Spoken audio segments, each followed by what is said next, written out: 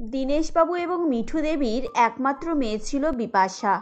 যদিও তার বয়স মাত্র 9 বছর, কিন্তু তাকে গ্রামের প্রায় সকলেই চিনত। আর এর অন্যতম কারণ হলো তার লম্বা ঘন চুল। তার লম্বা চুল দেখে সবাই অবাক হয়ে যেত। এমনই একদিন দীনেশবাবু ও মিঠু দেবী বিপাশাকে নিয়ে মেলাতে গিয়েছিল। সেখানে একটি বাচ্চা মেয়ে বিপাশাকে দেখে অবাক হয় এবং তার মাকে বলে, মা দেখো, ওই মেয়েটার কত লম্বা চুল। ও তো আমার থেকে অনেক ছোট, ওর কি করে এত লম্বা চুল হলো?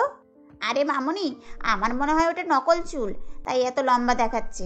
দাঁড়া, ওর মাকে জিজ্ঞাসা করি। এই বলে সেই মহিলাটি মিঠু দেবীকে বলেন, দিদি বলছিলাম, এটা কি আপনার মেয়ে? ওর চুল কি সত্যি এত লম্বা, না ওটা নকল চুল? এ কি বলছেন দিদি, আমার মেয়ের ওটা আসল চুল। যখন ও অনেক ছোট ছিল তখন থেকেই আমরা ওর চুল রাখছি। তাই নাকি? কিছু মনে করবেন না, আসলে এতটুকু মেয়ের এত বড় বড় চুল তো, তাই আমি এভাবে জিজ্ঞাসা করলাম। আর আমার মেয়ে তো চুলটা দেখে অবাক হয়ে গেছে। আপনি কিভাবে ওর চুলের যত্ন নেন? এবার থেকে তাহলে আমি আমার মেয়ের এভাবেই যত্ন নেব। সেরকম কিছু না, ওই নারকেল তেল আর যে কোনো শ্যাম্পু ব্যবহার করলেই হবে। আসলে আমার মেয়ের চুলের গঠনটাই এরকম, খুব দ্রুত বাড়ে। এভাবেই বিপাশা যেখানেই যেত সকলেই তার চুলের প্রশংসা করত এবং কি করে তার মতো চুল করা যায় তা নিয়ে নানান ধরনের প্রশ্ন করত। দেখতে দেখতে দিন কাটে এবং বিপাশাও ধীরে ধীরে বড় হয়ে ওঠে। বিপাশার বয়স ও উচ্চতা বাড়ার সঙ্গে সঙ্গে তার চুলও আগের থেকে অনেক বড় হয়ে যায়। সে লম্বা চুল নিয়েই কলেজে যাওয়া আসা করে। কলেজের মেয়েরা তার চুল দেখে হিংসা করত। এমনই একদিন বিপাশা তাড়াহুড়ো করে চুল খুলে কলেজে চলে যায়। তাকে দেখে তার ক্লাসের প্রতিমা নামের এক মেয়ে বলে, এই নীলু, দেখ দেখ, আজকে মিস কেশবতী কন্যার নতুন রূপ। এত বড় চুল খুলে কলেজে চলে এসেছে, যেন দিদির বিয়ে বাড়িতে এসেছে। তাই তো, ও এভাবে চুল খুলে রূপাঞ্জল সেজে ঘুরছে কেন? নিশ্চয়ই ছেলে পটাবার মতলব। মেয়েটাকে দেখে যত সাদা সিধে বলে মনে হয়, ও ঠিক তার উল্টোটা, জানিস? চুল দেখিয়ে ছেলে ফাঁসাবার মতলব করছে। আর ছেলেগুলোকেও দেখ, কেমন হাঁ করে ওদিকে তাকিয়ে আছে, যেন এর আগে কখনো লম্বা চুলওয়ালা মেয়ে দেখেনি। আরে মেয়ে যদি নিজেকেই দেখাতে চায়, ছেলেদের অ্যাটেনশন চায়, তাহলে ছেলেরা দেখবে না কেন? সকাল সকাল এসব দেখে পুরো মুডটাই খারাপ হয়ে গেল। চল ক্লাসে চল।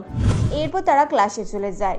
ক্লাস চলাকালীন বাংলার অধ্যাপক শিশিরবাবু বিপাশাকে দেখে বলেন, আরে বিপাশা, তোর তো চুল আমি আগে কখনো লক্ষ্য করিনি। তো পুরো রূপকথার গল্পের মতো হয়ে গেছি। বাবা, আজকালকার মেয়েরা যেখানে চুল রাখতে চায় না, আর সেখানে তোর ঘন মেঘের মতো কালো চুল। আমার তো জীবনানন্দর কবিতার কথা মনে পড়ে যাচ্ছে। ব্যাস, আজকের ক্লাসটা এখানেই হলো। এবার স্যার মিস কেশবতী কন্যাকে নিয়ে কবিতা লিখতে বসবেন। আর ওর মুখের দিকে একবার তাকা, ওকে দেখে যেন মনে হচ্ছে অহংকারে মাটিতে পাই পড়ছে না, খুব মজা নিচ্ছে। কি ব্যাপার প্রতিমা, নীলু, তোমরা ফিস করে কি বলছো? তোমাদের যদি আমার ক্লাস করতে কোনো সমস্যা হয়, তাহলে তুমি আমার ক্লাস থেকে বেরিয়ে যেতে পারো। এভাবে ক্লাসের মাঝখানে গল্প আমি একেবারেই পছন্দ করি না। না না না স্যার, মানে আসলে আমার জল তেষ্টা পেয়েছিল তো, তাই আমি ওর কাছ থেকে জলটা চাইছিলাম।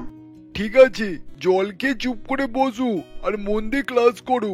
শিশিরবাবুর কথা শুনে প্রতিমা মনে মনে বলে, আপনার ক্লাস মানে তো ওই কেশবতী কন্যাকে নিয়ে কবিতা লেখা, কথাও বলা যাবে না, হাসাও যাবে না, বসে বসে এইসব নাটক দেখতে হবে।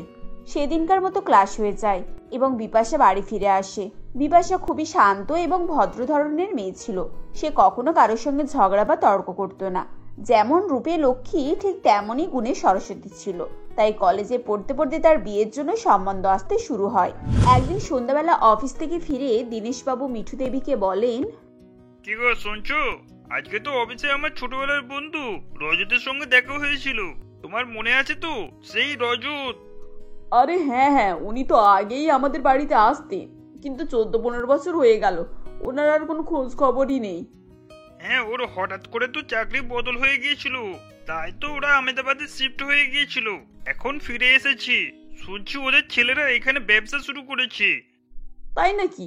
বোনের ছেলে দুটোর নাম যেন কি? হ্যাঁ হ্যাঁ, বিট্টু আর বাবাই। তা হ্যাঁ গো, ওরা এত বড় হয়ে গেছে, ব্যবসা করছে এখন। সময়টা কি কম পেরিয়েছে?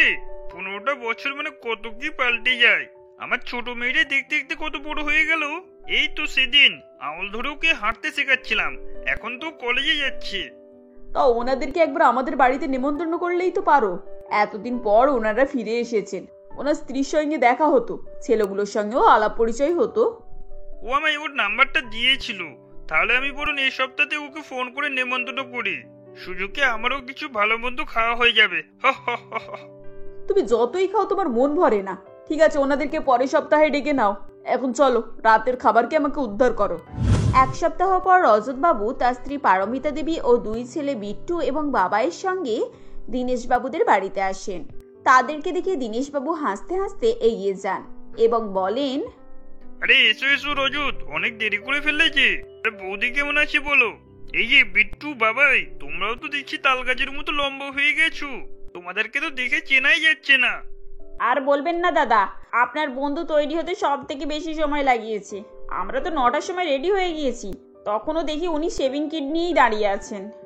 কেন রজত আমার বাড়িতে আসছে, এতে এত সাজগোজ করার কি আছে? তুমি কি পাত্রী দেখতে আসছো নাকি? সে আর বলা যায়, হয়তো তাই হতে পারে। এখানে এইভাবে দাঁড়িয়ে দাঁড়িয়ে গল্প করবে না ভিতরে যাওয়ার জন্য বলবে? আরে হ্যাঁ হ্যাঁ, এসো এসো, সবাই এসো, ভিতরে এসো। কোথায় গেলে গো মিঠু? দেখো এরা সবাই এসে গেছে, তাড়াতাড়ি জল খাবারটা ব্যবস্থা করো। আলাপ পরিচয়ের পর মিঠু দেবী তাদের সবাইকে জলখাবার দেন। সবার খাওয়া শেষ হয়ে যেতে বিপাশা তাদের জন্য কফি করে আনে এবং কফির ট্রে নামিয়ে বলে, রজত কাকু কেমন আছেন? আমাকে চিনতে পারছেন? এটা কে? এটা আমাদের ছোট্ট মামনি বিপাশা তো মনে হচ্ছে। তাহলে আপনি আমাকে চিনতে পেরেছেন দেখছি। ও মাই গড, এ তো একবারে পরীর মতো সুন্দর হয়ে গিয়েছে। আর ওর চুল তো পুরো দেবী দুর্গার মতো সুন্দর। দীনেশ, তুই তো আমাকে আগে বলিনিস যে বিপাশা এত বড় হয়ে গিয়েছে। আরে বোকা, এটা বলার কি আছে? এটা স্বাভাবিক ব্যাপার। তোর ছেলে তো দেখছি অনেক বড় হয়ে গেছে, আর আমরাও তো দেখতে দেখতে বুড়ো হয়ে গেছি। দীনেশবাবুর কথায় সবাই হেসে ফেলে। এভাবেই সেদিনটা বেশ আনন্দে কাটে। বাড়ি ফেরার আগে পারমিতা দেবী এবং রজতবাবু দীনেশবাবু ও মিঠু দেবীকে বলেন, দীনেশদা, আমি আর আপনার বন্ধু আপনাদের একটা কথা বলতে চাই। আসলে আপনার মেয়েকে আমাদের খুব পছন্দ হয়েছে। আপনাদের যদি আপত্তি না থাকে তাহলে বিট্টুর সঙ্গে বিপাশার বিয়েটা দিলে কেমন হয় বলুন তো? উপরওয়ালার আশীর্বাদে বিট্টু এখন নিজের পায়ে দাঁড়িয়েও গেছে, ব্যবসাও খুব ভালো চলছে। আপনাদের মত থাকলে আমরা কথা এগোতে পারি। আরে তাই নাকি? এ তো খুবই খুশির কথা। বিট্টুকে আমি তাছাড়া ছোটবেলা থেকেই দেখছি, ও খুবই ভদ্র, ওকে আমার বেশ পছন্দ।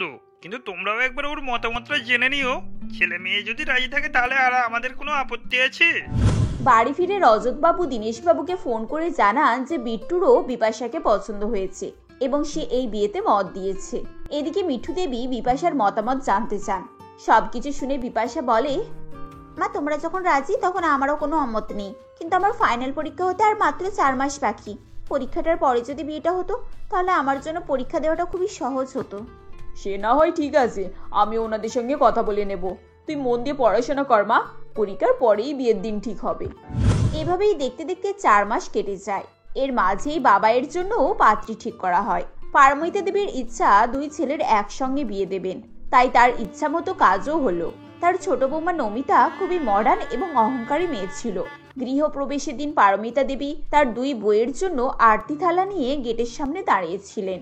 নতুন বউদেরকে দেখে তিনি বলেন, বড় বৌমা বিট্টু, তোমরা এগিয়ে এসো, প্রথমে তোমাদেরকে আরতি করব। আরে বড় বৌমা, আজকে তো তোমার চুল আরো বড় বলে মনে হচ্ছে। এই কদিনে কি কিছুটা বেড়ে গেছে নাকি? চুলগুলো যা সুন্দর মানিয়েছে না, খুব যত্ন করে রেখো। এদিকে নমিতা দাঁড়িয়ে দাঁড়িয়ে সবকিছুই শুনছিল এবং সে খুব বিরক্তি বোধ করছিল। সে গলা ছেড়ে বলে, মা, আপনার বড় বৌমার আরতি হলে বলবেন, আমিও দাঁড়িয়ে আছি। খুব টায়ার্ড লাগছে আমাকে, দাঁড়িয়ে দাঁড়িয়ে আমার পা ব্যথা হয়ে গেল। আরে হ্যাঁ হ্যাঁ, তুমিও ভিতরে প্রবেশ করো, তোমারও আরতি করে নিচ্ছি।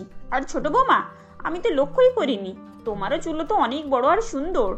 পারমিতা দেবীর কথা শুনে বাবাই হাসতে থাকে এবং বলে, আরে মা, তুমি কত সহজে বোকা হয়ে গেলে।